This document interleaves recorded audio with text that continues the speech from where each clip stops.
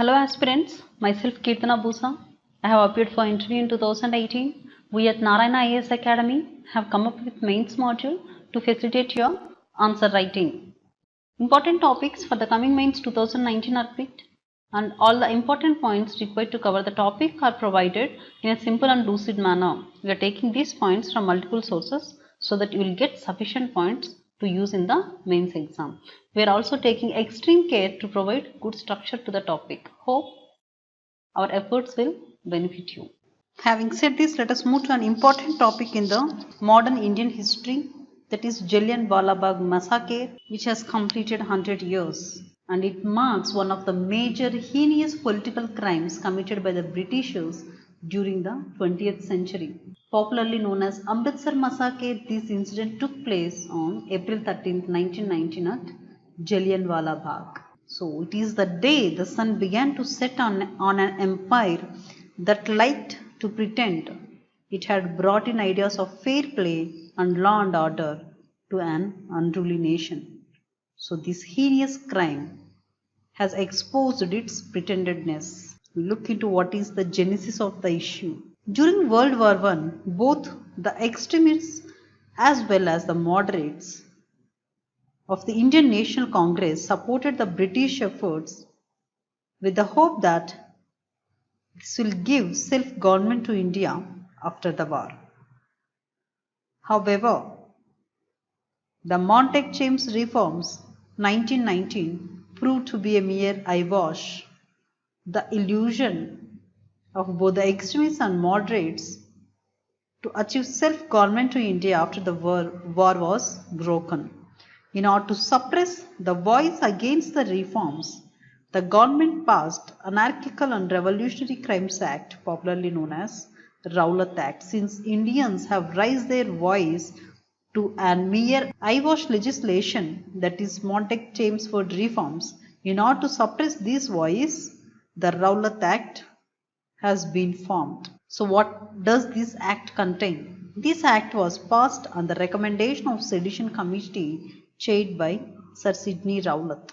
This act had been hurriedly passed in the Imperial Legislative Council despite all the Indian members unanimously opposed this Rowlatt Act. We look into what are the provisions under this act that has provoked Indians who have raised their voice unanimously against the act.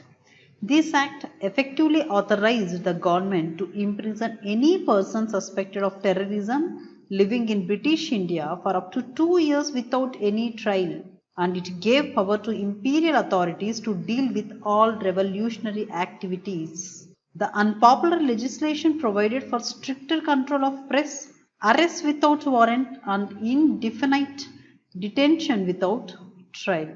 So these are the provisions which are unfair and unruly on the part of Britishers who tried to pretend that they were giving fair play and rule of law in this unruly country. So what is the response of the Indians? As usual, the act shocked most Indians who are expecting reward for fighting alongside with the British in the First World War. Immediately after the passage of Rowlatt Act, B.N. Sharma resigned his office as member of Imperial Legislative Council, and Madras Mahajan Sabha has opposed this Rowlatt Act.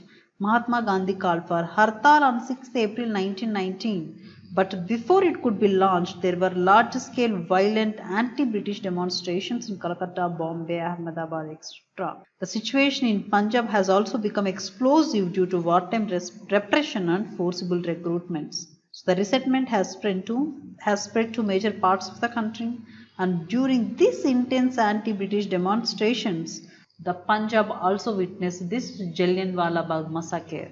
So on 9th April 1919, two nationalist leaders, that is Saifuddin Kichlu and Dr. Satyapal, were arrested by the British officials without any provocation. This led to resentment among the Indian protesters who came out on April 10th to show their solidarity with their leaders. These protests have turned violent. To curb this, government put a martial law in place and the law and order in Punjab is handed over to General O'Dwyer. 13th April, that is on Baisakhi Day, large crowd unaware of the prohibitory orders gathered in the Jallianwala Bagh. And Dyer received confidential information about the meeting taking place at Jallianwala Bagh that may result into riots and protests. By midday, thousands of people were gathered at the Jallianwala Bagh, including the devotees at Harmandir Sahib. Jallianwala Bagh was covered on all sides by walls reaching up to 10 feet, and General Dyer arrived there with armed troops.